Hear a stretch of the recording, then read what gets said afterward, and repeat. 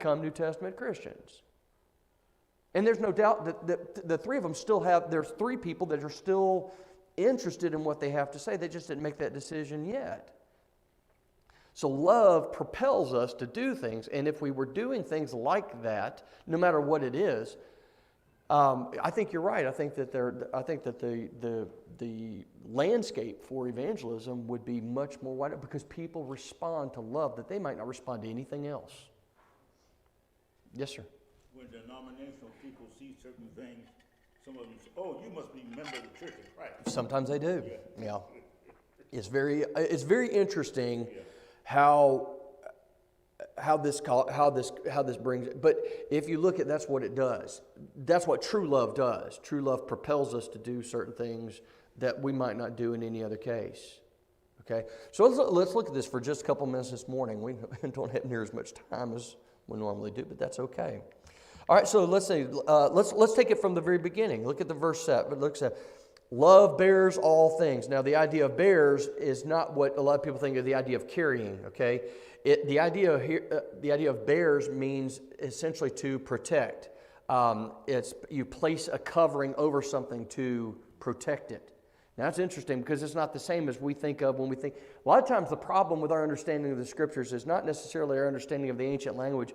It's the modern terminology that's used to convey the message. Okay, so when we think of the idea of bearing something, we think of the idea of picking something up and carrying it across someplace. That's not what it is. It's the idea of protecting it by placing a protective covering over it or a barrier over it. So when we think about the idea of love bears all things, what does love compel the Christian to do? What are we going to do? What are we going to protect? Who are we going to protect? Protect each other. We're going to protect the Word. Okay. So we protect things that are good. Whatever is good and decent, we protect it. Do we protect our children? Or we're supposed to, anyway. I think that by and large, I remember the first time we were at a place, and we had the girls with us, and there was a fellow that was he just started using terrible language. And I remember the first time I realized that my children had heard language that I don't use, that I don't appreciate, that I don't want them to be exposed to, and they heard it. And I almost felt like I had failed them in some way, but I can't. Listen, they're adult, they're kids, they're going to hear stuff like that. But what do we try to do with our kids? Do we take our kids to see movies that are inappropriate? And we probably shouldn't go see movies that are inappropriate. We certainly don't carry our children to see them. We don't plop them down in front of the TV and turn on, whatever it might be, something that's completely inappropriate for them. No, we protect them, right? So I'm not used to having a baby crying in the background. I like hearing that. What do we do as Christians? We protect. Who do we protect? We protect one another, right? We bear one another up. We keep them from being harmed. We keep our brethren from being harmed in various ways. Whether we're bidden to do so or unbidden to do so, that's what we do. In what way? How do we do this? I don't want to hear anything negative about a brother. Okay. I don't want to entertain undue criticism of a brother. Sure. Or of the church, or of the Word. Okay. I'm over and over offended by the idea that the way the world presents Christians is that somehow we're simple-minded and have fallen into a cult. In fact, at one point, the presidential candidate who said that Christianity is for the weak-minded and gun-toting and slow to understand, I say simple-minded.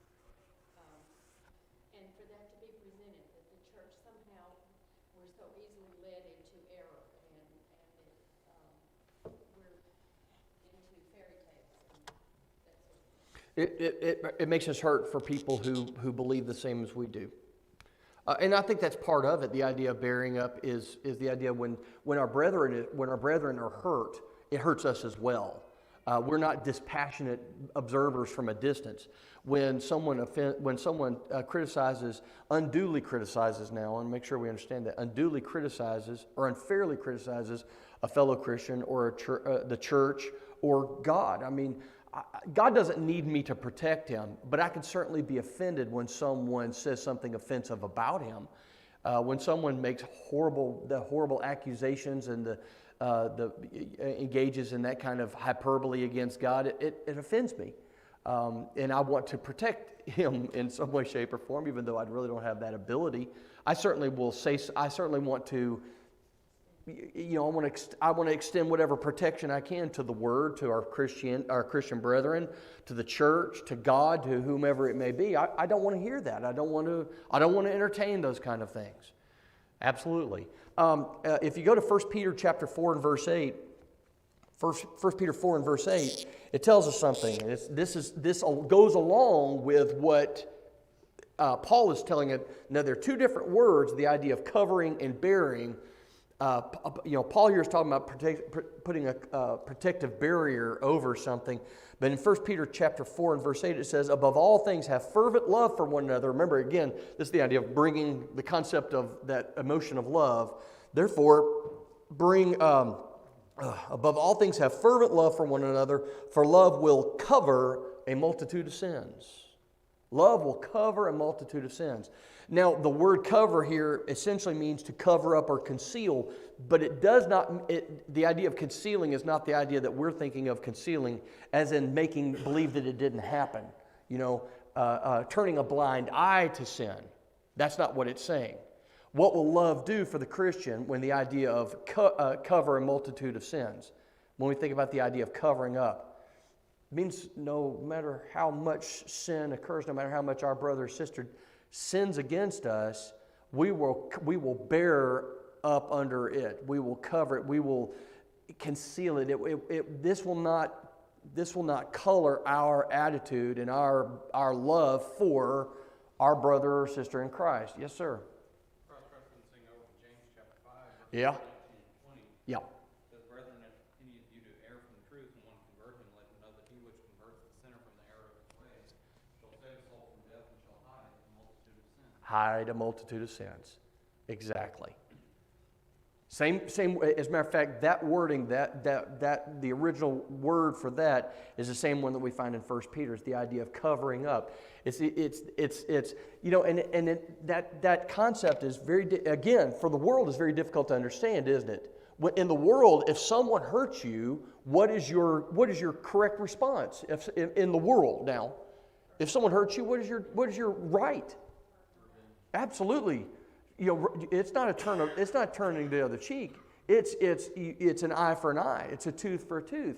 If someone in the world does something to me, then I have every right not only to do the same thing, but hey, man, I can up the ante a little bit, right? I can add a little bit to it. All right? And that's the way the world thinks. But as for the Christian, it's no matter how bad it gets, I continue to conceal that sin. I continue to bear that sin. I continue to cover up that multitude of sins. Again, it's so in the world's view, it's so illogical, but we don't go by the world's logic, which is a good thing. Yes, ma'am.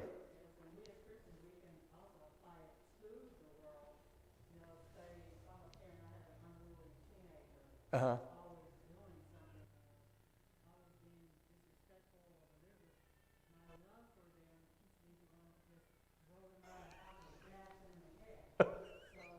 Yeah.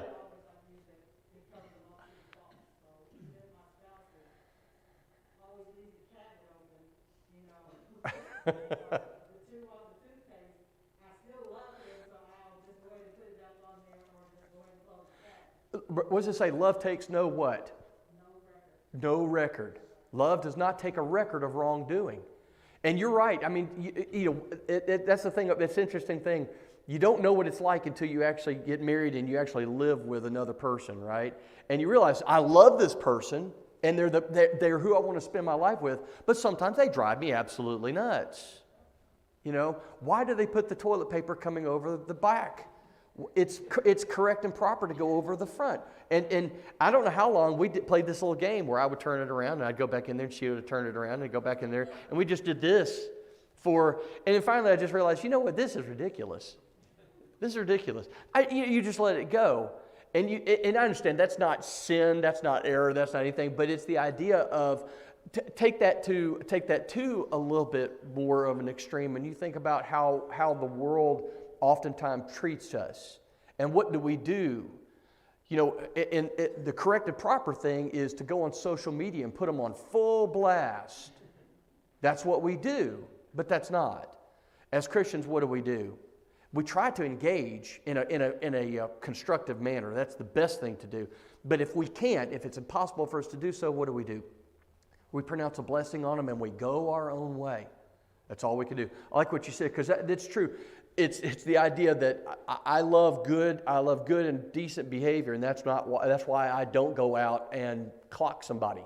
You know, it's because I'm commanded to do that. Now my carnal body says, you know, get up out of your chair, go out there and take care of business. But my spiritual nature, that's oftentimes at war with my carnal nature, says, I gotta let this slide. I cannot. If I did this, my influence is gone, and I'll never bring it back. Yeah. Yeah, we've all seen it on TV and the news where someone has lost a loved one, Mm-hmm.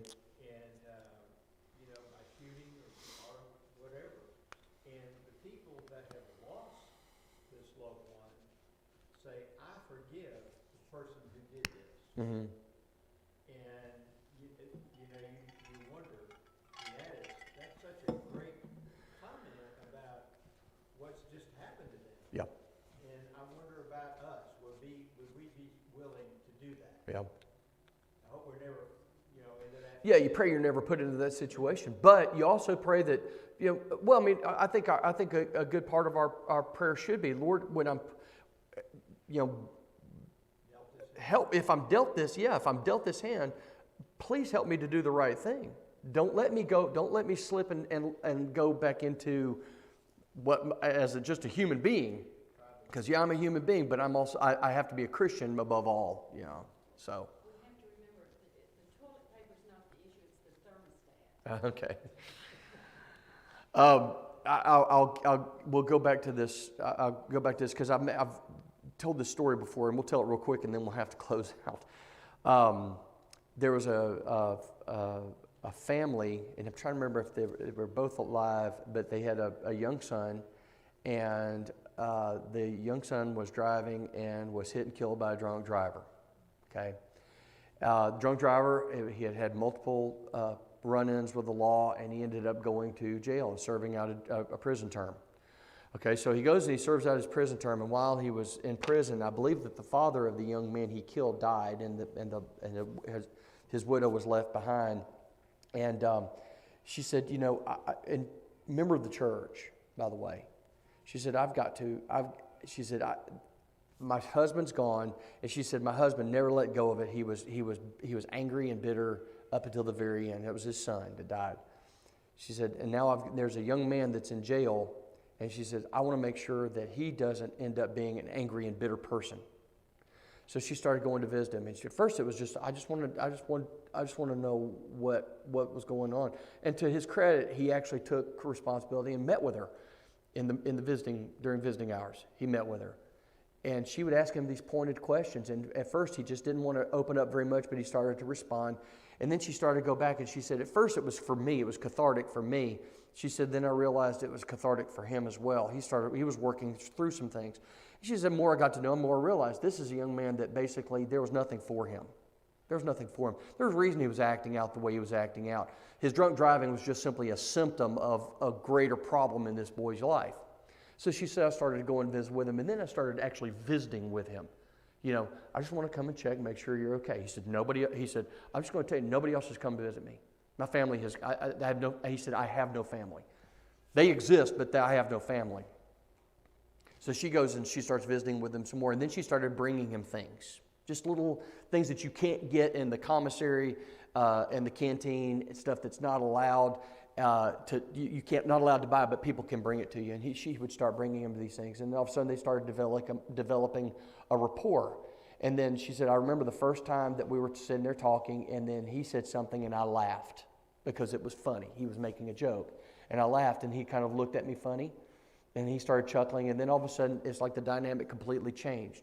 She says she was like a grandmother that was coming to visit me, or mom, really. So she started doing this off and on and off and on, and kept doing it. And he was in jail, I think, for 5 years, 6 years. Every so often, about once a month, she would go and visit him. And then towards the end, she said, what are you going to do when you get out? And he said, I don't know. I don't know. He said, I'm a convicted felon. He said, there's not much in the way of jobs for me. I don't know what I'm going to do. He said, do you have anybody to stay with? He said, my family, my letters get returned. He said, they won't take any phone calls. He said, I don't have family. She said, okay, when you get out, you got a place to stay. So this young man gets out of prison after killing her son in a drunk driving accident. He moves in with her. And she said, you can't not work. She said, that's when you get into trouble. So she found a job for him, and he started working full-time for some people in the church. And she said, if you live with me, you have to come to church with me. He said, yes, ma'am. So he would come and he would sit in the back, and he sat in the back for I don't know how many months. He said, I'm embarrassed. He said, I'm embarrassed. He said, I have no right to come any further than that back pew and sit with the people in that congregation. He said, I took a young man from them. She said, no. So she forced him to come up and sit with her towards the front. And all of a sudden the congregation said, listen, if our sister in Christ can embrace this young man, then we can too. So now all of a sudden this young man has been brought into the fold, so to speak, as far as camaraderie is concerned. When he starts studying and becomes a New Testament Christian, and now he took a young man's life, but then he gave back another young man's life, and now he's very active in the church. And I read this, I'm trying to remember what publication I read this in, Christian Chronicle or Christian Courier or something like that. But and all of that was motivated. She said it wasn't motivated about anything other than this was a human being that needed something, and the idea that I was able to, she said, I didn't think I was going to be able to overlook that. I had no belief that I was going to be able to overlook that crime that he had committed against me, but she did. And that idea of bearing up and bearing all things certainly applies in this case. Covers a multitude of sins. A new family was formed. What? A new family was formed. Yeah, and a soul was one which was definitely going to be lost. He said if she had never come to visit me, she said, I'd either be back in prison or dead. And he said, and to me, I didn't care which one. But now I've got something to live for, and he's making a life for himself. There we go. All right. We'll finish there. Appreciate everybody's attention.